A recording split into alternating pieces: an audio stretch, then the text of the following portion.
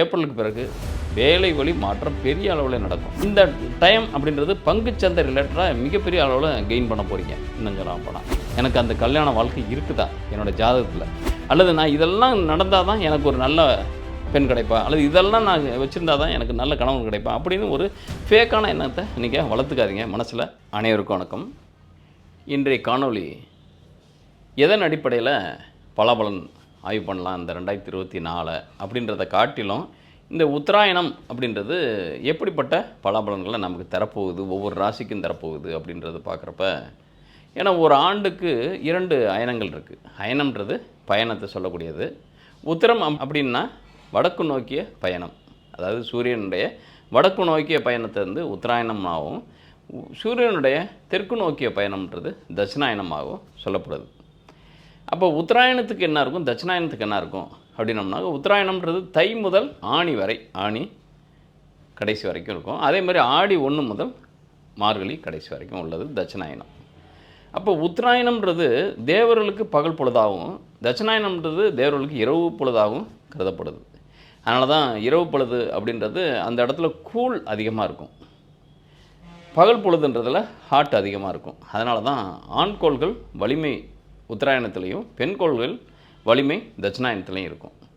அதனால தான் பெண்கோள்கள் அப்படின்றப்ப இந்த இடத்துல பயிர்களை நம்ம மிகப்பெரிய அளவில் விவசாயம் சார்ந்த பூமியாக இருக்கவும், இந்த உலகம் வந்து ஈரத்தை, அதாவது மழை மற்றும் அந்த குளிர் தன்மைகள் பூராமே தட்சிணாயனத்தில் தான் வர்றதுக்கான வாய்ப்புகள் இருக்கும். அதனால தான் இந்த ஆடி மாதம் ஆடிப்பட்டம் தேடி விதை அப்படின்றோம். அப்போ ஆடியில் நம்ம வந்து விதைச்சி தையில் அறுவடை பண்ணுறதுக்கான வாய்ப்பு இருக்கும். அப்போ தையிலேருந்து உங்களுக்கு ஆணி வரைக்கும் உள்ளது பகல் பொழுதுன்றப்ப அந்த இடத்துல வெப்பமும் அதிகமாக இருக்குது, காற்றும் அதிகமாக இருக்குது, ப்ளஸ்ஸு வன்மமான தன்மைகள் அதிகமாக இருக்கக்கூடிய தன்மை. அதனால தான் எப்பவுமே வாரை பொறுத்த வரைக்கும் கூட உத்தராயணத்தில் ஏதாவது வாரம் ஏற்பட்டால் அது மிகப்பெரிய அளவில் நீண்ட சேதங்களையும் நீண்ட நெடிய நாட்களையும் எடுத்துக்கும்.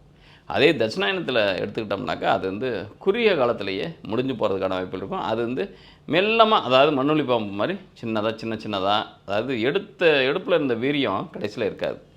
ஆனால் உத்தராயணத்தில் எப்படின்னாக்கா அது எடுக்கிறது சின்னதாக இருக்கும், ஆனால் பெரிய அளவில் பிளாஸ்ட் ஆகிறதுக்கான வாய்ப்புகள் இருக்கும். அதனால தான் இந்த ஆண்டுன்றது உங்களுக்கு எப்படிப்பட்ட தன்மையில் இருக்க போகுது அப்படின்றப்ப அதிகமாக மேஜராக ரோல் பண்ண, எப்பயுமே சில அயனங்களுக்கும் சரி சில வருஷங்களுக்கும் சரி எந்த மாதிரியான கோள்கள் ப்ளே பண்ணோம் அப்படின்னு பார்க்குறப்ப, இந்த 2024 அப்படின்றது அதிகமாக மேஜராக ரோல் பண்ணக்கூடிய கோள் அப்படின்னு பார்க்குறப்ப ராகுவை தான் மெயினாக எடுத்துக்கணும், சனியை எடுத்துக்கணும். அந்த ராகு யாரை சார்ந்திருக்காரு அப்படின்னு பார்க்குறப்ப உங்களுக்கு புதன் எடுத்துக்கணும்.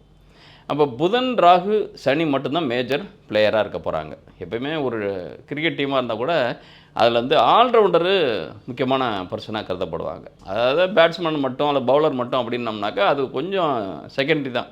ஆல்ரவுண்டர்னாங்க அவனை நம்பவும் முடியாது. ஏன்னாக்கா பேட்டிங் பண்ணுவான், ஃபீல்டிங் பண்ணுவான், பவுலிங்கும் போடுவான். அப்படின்றப்ப அவன் வந்து கலட்டுறதுன்றது பெரிய பவுலிங்கை ஃபேஸ் பண்ணுறதா இருக்கட்டும், அதில் அவன் பேட்டை அவனை விக்கெட்டை கழட்டுறதா இருக்கட்டும், அவனை ஃபீல்டிங்கை நெக்லெக்ட் பண்ணுறதா எல்லாமே டஃப்பு. அதனால தான் ஆல்ரவுண்டர்ன்றது எல்லா டீம்லேயும் ரொம்ப ஸ்கேர்சிட்டி இருக்கும், அதாவது பற்றாக்குறை இருக்கும். அதுபோல் இந்த இடத்துல என்னென்னா யார் ஆல்ரவுண்டராக இருக்க போகிறாருனாக்கா ராகு சாரத்தில் இருக்கக்கூடிய சனி. ராகு யாரில் இருக்காருனாக்கா அவர் ரேவதி புதனுடைய சாரத்தில்.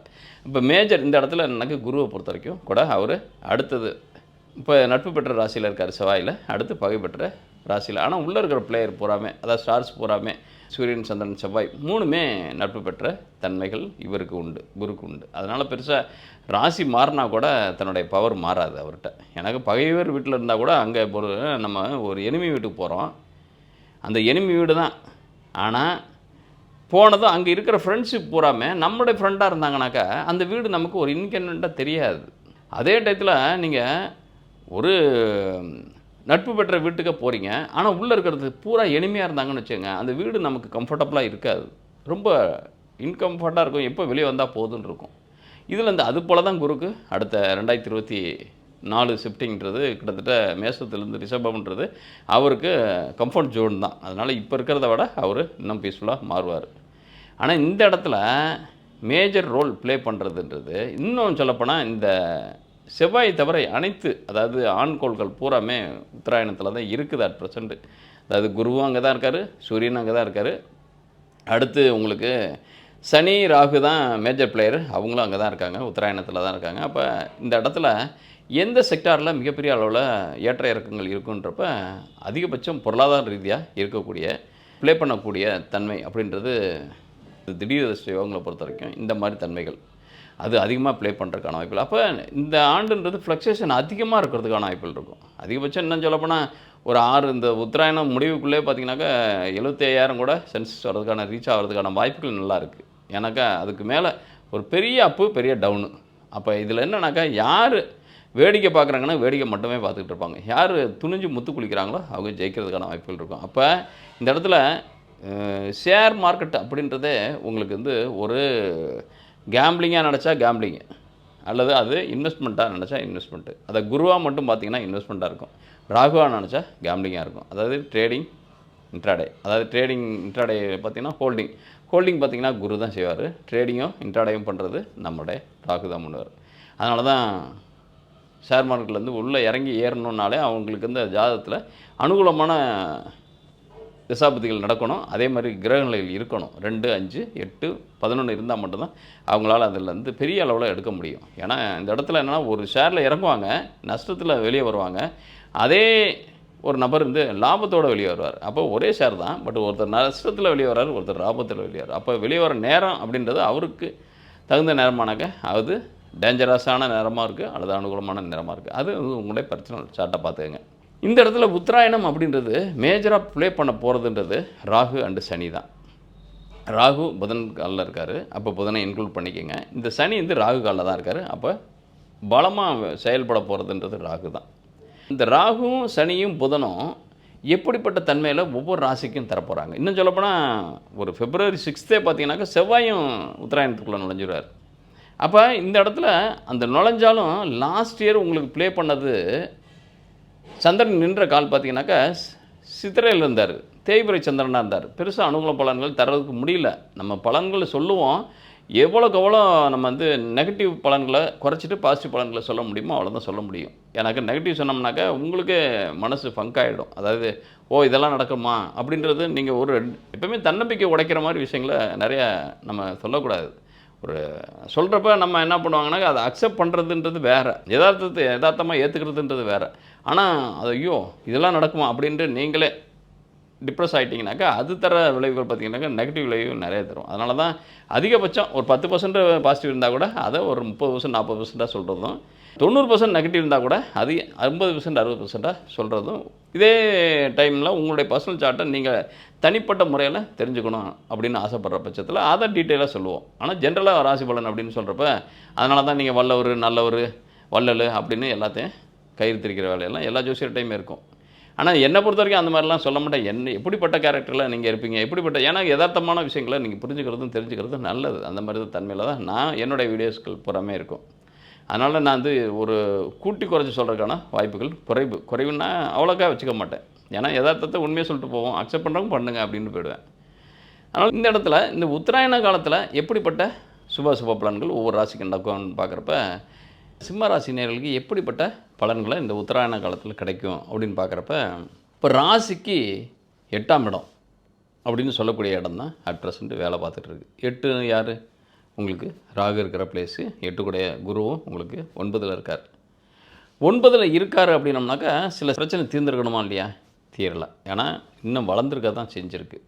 அப்போ 8ஆம் இடம் தான் கடுமையாக வேலை செய்யுது அப்படின்னா நிறைய இடங்களில் அவமானப்பட்டிருக்கோம், நிறைய இடங்களில் அசிங்கப்பட்டிருக்கோம். வாழ்க்கையில் எந்த இடத்துல ஏதாவது ஒரு வேலையாக இருக்கட்டும், ஒரு தனிப்பட்ட பர்சனல் லைஃபாக இருக்கட்டும், அதாவது ஃபேமிலி லைஃபாக இருக்கட்டும், கணவன் மனைவிக்குள்ளே இருக்கிற ஒரு வாழ்க்கையாக இருக்கட்டும், அதெல்லாமே ஒரு நெருடலான ஒரு சிக்கலாக தான் இருக்குது. அதாவது தீர்க்கவே முடியல. இது கடந்த ஒரு 3-4 ஆண்டுகளாக கூட இருக்கிறதுக்கான வாய்ப்புகள் இருக்குது. ஏன்னா உங்களுக்கு 7ஆம் இடத்துல இப்போ இருக்கக்கூடிய சனி வேறு. இப்போ இந்த உத்தராயண கால தொடக்கத்தில் பார்த்திங்கனாக்கா அந்த இடத்துல சந்திரன் இருக்கார். அப்போ சனி சந்திரன் அப்படின்றது என்னென்னா, புதுசாக இந்த ஆண்டு இப்போ தான் திருமணத்துக்கான ஏற்பாடுகளை நடத்திக்கிட்டு இருக்கீங்க, அல்லது திருமணம் தொடர்புடைய விஷயங்களை செஞ்சுக்கிட்டு இருக்கீங்க, அலைன்ஸ் தேடிட்டுருக்கீங்க அப்படின்னம்னாக்கா கொஞ்சம் 3 மாதத்துக்கு தள்ளி போடுங்க. எனக்கு இந்த இடத்துல 7ஆம் இடத்துல சனி சந்திரன் சேர்க்கையில் உருவாகிற இந்த உத்தராயணம் அப்படின்றது ஒரு சரியான திருமண வாழ்க்கையை தராது. ஏன்னா சிம்மராசி நேயர்களை பொறுத்த வரைக்கும் எந்த இடத்துல இந்த சனி சந்திரன் சேர்க்கை நடக்குதோ, சிம்மராசிக்கு இல்லை பொதுவான ராசிகளுக்கு எந்த இடத்துல சனி சந்திரன், அதாவது புனர்வியோகம்னு சொல்லக்கூடிய அந்த இடம் தொடர்புடைய சிக்கல்கள் நிறையா வர்றதுக்கான வாய்ப்புகள் இருக்கும். அப்போ ஒரு இடத்துல ஒன்று சந்திரன் காலில் சனி இருந்தாலோ, சனி காலில் சந்திரன் இருந்தாலோ, அல்லது சந்திரனை சனி பார்த்தாலோ, அல்லது சனியும் சந்திரனும் சேர்ந்து இருந்தாலோ, எந்த இடத்துல இருக்குதோ அந்த இடம் தொடர்புடைய பிரச்சனைகள். அப்போ உங்களுக்கு 7ஆம் இடம், இப்போ சுயதொழில், கணவன் மனைவி இல்லற வாழ்க்கை, இது தொடர்புடைய அல்லது உங்களுடைய இருக்கக்கூடிய தாம்பத்திய வாழ்க்கை, தாம்பத்திய உறவு, இதெல்லாமே லேக் ஆகிறதுக்கான வாய்ப்புகள் இருக்குது. அப்போ இந்த இடத்துல உங்களுக்கு 7ஆம் இடத்துல இருந்து இந்த சனி சந்திரனுடைய சேர்க்கை நடந்து உங்களுடைய ராசி எந்த அளவுக்கு பாதிக்கப்படுது அப்படின்னம்னாக்கா, இந்த இடத்துல நீங்கள் ஒரு 3 மாதத்துக்கு ரிலாக்ஸ்டாக விட்டுருங்க. எதையுமே ஒரு சீரியஸாக எடுத்துக்காதீங்க. உங்களுடைய பார்ட்னர், லைஃப் பார்ட்னர் விஷயத்துலையும் சரி, உங்களோட பிஸ்னஸ் விஷயத்துலையும் சரி, எதுலையுமே பெருசாக சீரியஸாக எடுத்துக்காதீங்க. ஏன்னா 6 குடையவன் உங்களுக்கு சனி 8% ஏழில் தான் இருக்கார். அதுவும் 7ஆம் இடத்துல ராகுவோட சாரத்தில் தான் இருக்கார். அப்போ ஜாப்லேயே கொஞ்சம் இப்போதைக்கு சிக்கல். ஜாபை எப்போ நம்மளை ஃபயர் பண்ணுவாங்க, எப்போ நம்மளை வேலையை விட்டு போகிறதுக்கான வாய்ப்புகளை உருவாக்குவாங்க, அல்லது நாம்பளாக போகிறதுக்கான வாய்ப்புகள் இருக்கா, அல்லது வேலை மாறலாமா அப்படின்லாம் உங்களுக்கு ஒன்றும் கவலைப்படாதீங்க. ஏன்னா 9ல் இருக்கிற குரு எவ்வளோ நாளைக்கு அங்கே இருப்பார். அதுவும் கார்த்திகை 1ஆம் பாதம் அப்படின்னு டச் பண்ணாமனாலே உங்களுக்கு வேலை மாறிக்கும். அப்போ எப்போ தான் அது நடக்கும்? ஆனால் மே மாதத்தில் ஆல்ரெடி ஒரு ராசி ஸ்டோர் ஆவார். அப்போ ஏப்ரல்லே வர்றதுக்கான வாய்ப்புகள் நல்லாவே இருக்குது. அதனால் நீங்கள் கவலைப்பட தேவையில்லை. ஏப்ரலுக்கு பிறகு வேலை வழி மாற்றம் பெரிய அளவில் நடக்கும். அது உங்களுக்கு அனுகூலமான மாற்றமாக இருக்கும். கோச்சாரம் உங்களுக்கு தருது அதை. ஏன்னா உங்களுக்கு ராசிக்கு 5ஆம் இடத்துல யாரோட இருக்காருனாக்கா, உங்களுடைய யோகாதிபதினு சொல்லக்கூடிய 4, 9 கூடைய செவ்வாய் 5ஆம் இடத்துல இருக்கார். உங்களுடைய நட்பு பெற்ற கோள் வேற. அதுவும் அவர் நிற்கிற சாரமும் பார்த்தீங்கன்னாக்கா சுக்கிரனுடைய சாரம். சுக்கிரன் யார்? 3, 10 கூடையவர். அப்போ இந்த இடத்துல உங்களை காப்பாற்றுறதே யாருன்னா இந்த 5ஆம் இடத்துல இருக்கக்கூடிய புதனும் செவ்வாயும் தான். புதன் உங்கள் ராசிக்கு நட்பு பெற்ற ராசி. அது அன்னியில் தன லாபாதிபதி அவர் தான். 2க்கும் 11க்கும் அவரும் 5ஆம் இடத்துல இருக்கிறது. நினச்ச காரியத்தில் ஜெயிக்கிறதுக்கான வாய்ப்புகள் 100% இருக்குது. அது இல்லற வாழ்க்கையாக இருக்கலாம், பிஸ்னஸ் வைஸாக இருக்கலாம், ஜாப் வைஸாக இருக்கலாம். இதுலேயும் ஒரு பெரிய மேஜராக ஒரு டிரான்ஸ்மிஷன் நடக்கிறதுக்கான வாய்ப்புகள் நிறையா இருக்குது. அதனால் 7ஆம் இடத்துல இருக்கிற சனியை கண்டு நீங்கள் அச்சப்படவே தேவையில்லை. எனக்கு அவரால் ஒன்றுமே பண்ண முடியாது.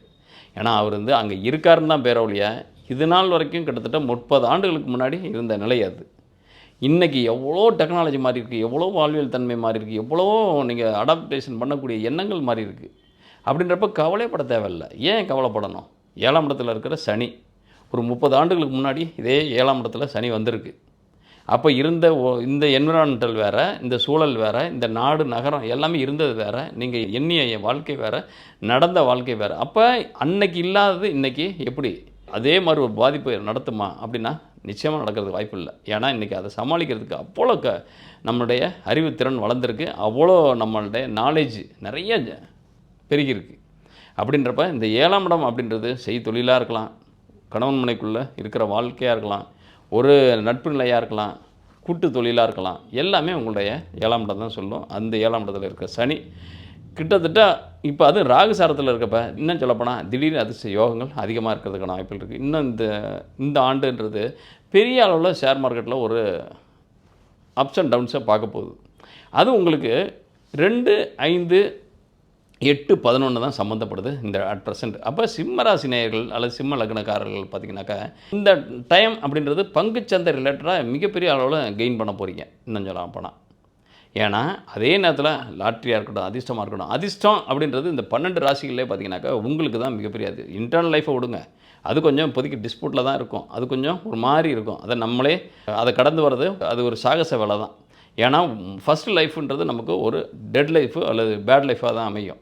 அதை டுக்கவர் பண்ணி தூக்கிட்டு போகிறோம் பார்த்திங்களா, அழுக்கு மூட்டையை முதுகில் வச்சு தூக்கிட்டு நடக்கிற மாதிரி தான் அது. நம்மளையும் நடக்கக்கூடாது, வாடையும் வீசிக்கிட்டே இருக்கும். அப்படின்றப்ப அதை மனசில் சுமந்துக்கிட்டே இருந்தோம்னாக்கா ஒரு நல்ல பொருளாதார வாழ்க்கையை நம்ம இழந்துருவோம். அப்போ பொருளாதார வாழ்க்கைன்றது ஒரு வாழ்க்கை வந்துச்சுனாக்கா, நல்ல வாழ்க்கை இன்டர்னல் வாழ்க்கைன்றது ஒன்று கிடைக்கிறதுக்கான வாய்ப்புகள், பிடிச்சமான வாழ்க்கையை வாழ்கிறதுக்கான வாய்ப்புகள் கிடைக்கும். அப்போ இந்த இடத்துல 2, 11 கூடிய புதன் 5ஆம் இடத்துல இருக்கார். அது யாரோட சேர்ந்துருக்காருனாக்கா கேந்திர கோணாதிபதிக்கு, அப்போ யோகாதிபதி அவர். அப்போ 4க்கும் 9க்கும் அதிபதியான செவ்வாயோட சேர்ந்துருக்காரு. அவங்க 2 பேரும் பகைதாங்க. யார்? செவ்வாயும் புதனும். ஆனால் இருக்கிற வீடு உங்களுடைய நட்பு பெற்ற குருவோட வீடு. குரு அட் ப்ரெசண்ட்டு 9லேருந்து உங்களை ராசியை பார்க்குறாரு. அப்போ இந்த இடத்துல 9லேருந்து பார்வையிடுறதுனால இப்போ அட் ப்ரெசென்ட் கேதுவோட சாரத்தில், அதாவது 4ஆம் பாவத்தில் மூவாகிறதுனால தான் இந்த மாதிரி சிக்கல். அவர் பரணியில் இப்போ வக்ர நிவர்த்தி பெற்று இந்த பரணியில் சுவிட்ச் ஓவர் ஆனதும், அதாவது ஷிஃப்ட் ஆனதும் பார்த்தீங்கன்னாக்கா அதிகபட்சம் எவ்வளோ பிப்ரவரிக்கு மேலேயே பார்த்தீங்கன்னாக்கா உங்களுக்கு ஒரு லக்கு அப்படின்றது கிட்டத்தட்ட பிப்ரவரியில் ஸ்டார்ட் பண்ணுச்சுனாக்கா ஜூன் வரைக்குமே ட்ராவல் பண்ணுறதுக்கான வாய்ப்புகள் இருக்குது. உங்களுடைய ஜனன சார்ட்லையும் இதே மாதிரி ஒரு ஜாதக கிரகங்களை, அதாவது 2, 5, 8, 11 கூடியவர்கள் சம்மந்தப்பட்டு நீங்கள் வந்து அனுபவிக்கிற மாதிரி உங்களுடைய ராசி சம்மந்தப்பட்டு தான் இருக்கும். அது மாதிரி அதனால் அலசி ஆராய்ச்சிக்கோங்க. உங்களுடைய பர்சனல் சார்ட்டை கொஞ்சம் செக் பண்ணிக்கோங்க.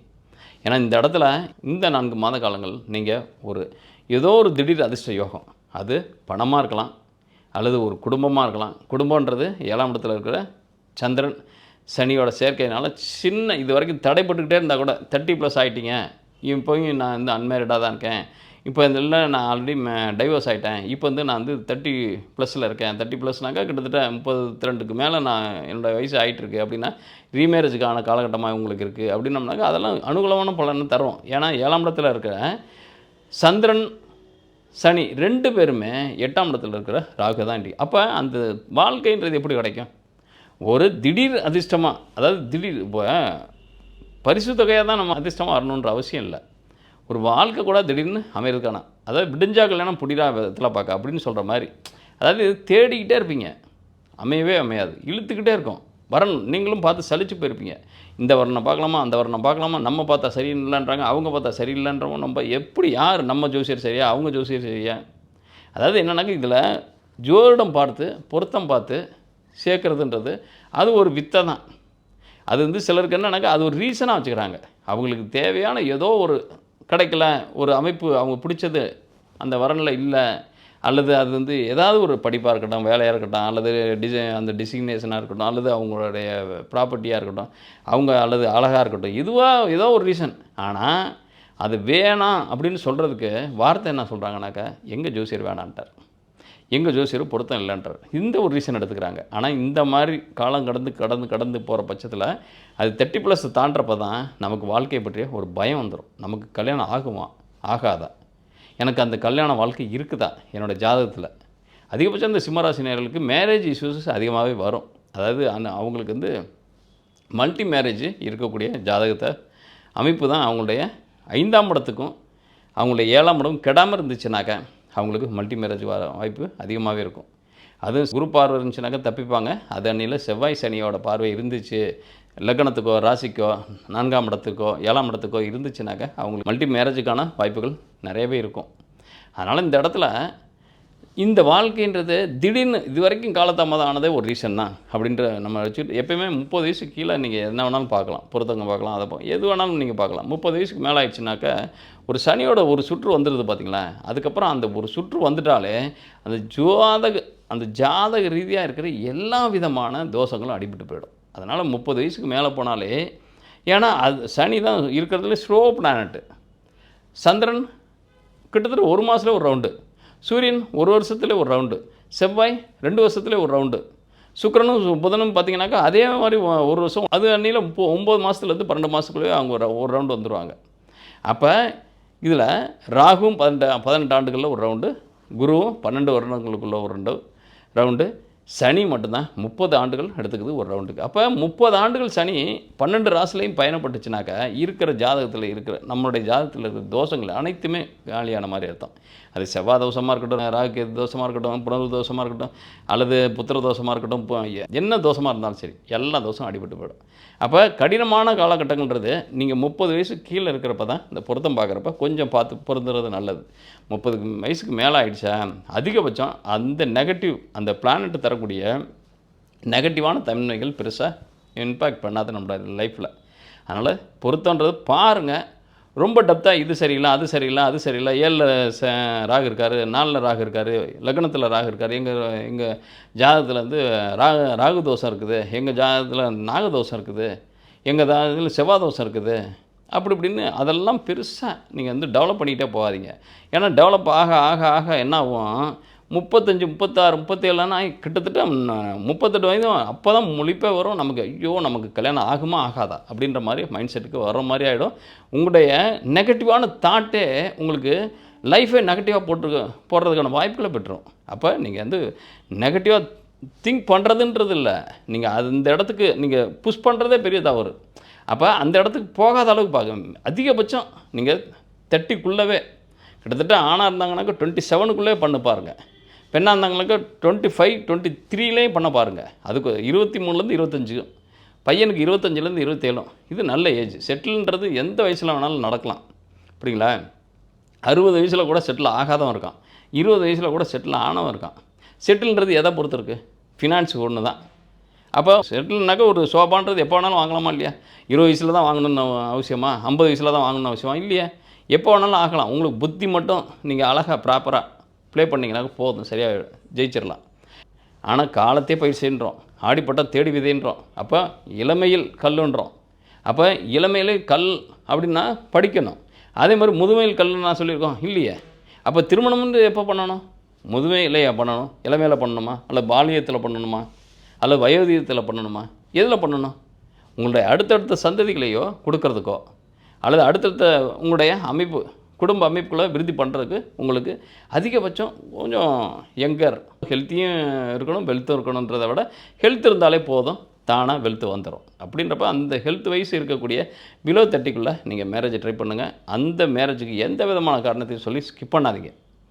இது வேலை சரியில்லை, படிப்பு முன்ன முடிக்கலை, நான் இன்னும் செட்டில் ஆகலை, இதெல்லாமே என்னென்னா உங்களுக்குள்ளே இருக்கிற குறையை மறைக்கிறதுக்கான ஒரு வார்த்தை தானே ஒழிய, உங்களுக்கு நிறைய மட்டும் பார்த்துக்கிட்டே இருங்க. அது நிச்சயமாக அது ஒரு சக்ஸஸான லைஃப்பை தரும். அல்லது நான் இதெல்லாம் நடந்தால் தான் எனக்கு ஒரு நல்ல பெண் கிடைப்பா, அல்லது இதெல்லாம் நான் வச்சுருந்தா தான் எனக்கு நல்ல கணவன் கிடைப்பா அப்படின்னு ஒரு ஃபேக்கான எண்ணத்தை நீங்கள் வளர்த்துக்காதீங்க மனசில். ஏன்னா அது நிச்சயமாக ஒரு நல்ல வாழ்க்கையை தராது. ஏன்னா உங்கள் ஜாதகத்திலே இருக்கும் உங்களோட 7ஆம் இடம் என்ன மாதிரியான கணவன் கிடைப்பான், என்ன மாதிரியான மனைவி கிடைப்பா அப்படின்றது இருக்கும். அவங்கள வச்சுட்டு தான் நீங்கள் எந்த மாதிரி நீங்கள் பொருத்தம் பார்த்து கல்யாணம் பண்ணால் கூட ஒரு நல்ல கல்வியோ, ஒரு நல்ல வேலையோ, நல்ல கணவனையோ, நல்ல மனைவியோ கொடுக்காது. உங்களுக்குன்னு அந்த பிராப்தம் இருந்துச்சுன்னு வச்சுக்கோங்க, நீங்கள் எப்படிப்பட்ட நிலையில் இருந்தாலும் அப்படிப்பட்ட அமைப்பு உங்களுக்கு வந்தே தீரும். அதனால் கவலையப்படாதீங்க. உங்களுக்கு நல்ல இன்டர்னல் லைஃபு இந்த டைம், இந்த குரு பயிற்சி ஆகி கிட்டத்தட்ட மே மாதத்துக்கு தான் குரு பெயர்றாரு. இந்த உத்தராயணத்திலேயே திருமணம் ஆகாத தம்பதிகள் நிறைய பேத்துக்கு திருமணம் ஆகிறதுக்கான வாய்ப்புகள் இருக்குது. இன்னும் சொல்ல போனால் திடீர் அதிர்ஷ்ட யோகங்கள் இதெல்லாமே என்னென்னா இந்த உத்தராயணம் தரக்கூடிய லக்கு அப்படின்னு சொல்லக்கூடியது தான். ஏன்னா ராகு உங்களுக்கு கிட்டத்தட்ட நியர்பை மோராலஸ் 18 ஆண்டுகளுக்கு ஒரு முறை தான் அந்த இடத்துல இருக்குது. அதுவும் உங்களுடைய இந்த சனிக்கு பக்கத்தில் இருக்கிறதுன்றது ரொம்ப ரேர் அந்த டைம். அதாவது சனி ராகு உங்களுக்கு இதே இடத்துல, அதாவது 8லையும் 7லையும் இருக்கிறது. அந்த ராகு சாரத்தில் தான் உங்களுக்கு சனி இருக்கிறது. அப்போ 7, 8ன்றப்ப திருமண வாழ்க்கை தொடர்புடைய திடீர் திருப்பங்கள் பெரிய அளவுலேயே நடக்கும். அப்படின்றப்ப அதை நீங்கள் ஃபேஸ் பண்ணுறதுக்கு தயாராக இருங்க. ஏன்னா உங்களுக்கு அது அழகான வாழ்க்கையை அமைச்சு கொடுக்கறதுக்கான சந்தர்ப்பங்களாக அமையும். அது திடீர் திருமணங்கள் நிறைய நடக்கிறதுக்கான வாய்ப்புகள் இருக்கும். சுயதொழில் சார்ந்து திடீர்னு முன்னேற்றங்கள், திடீர் பெரிய மாற்றங்கள் இதெல்லாமே உருவாகிறதுக்கான வாய்ப்புகள் இருக்குது. அதனால் இந்த உத்தராயணம் அப்படின்றது ஒரு சிம்ம ராசிக்கு மறக்க முடியாத ஒரு அயனமாக இருக்கும். இந்த காணொலியை பார்க்குறவங்க உங்களுடைய கருத்துக்களை கமெண்ட் பாக்ஸில் பதிவிடுங்க. மேலும் உங்களுடைய ஏதாவது ஒரு கேள்விக்கு பதில் தெரியணும் அப்படின்னம்னாக்க உங்களுடைய date of birth, time of birth, place of பர்த்தை போட்டு கமெண்ட் பாக்ஸில் பதிவிடுங்க. நான் அதிலே அனைவருக்கும் பதிலளிக்க ட்ரை பண்ணுறேன்.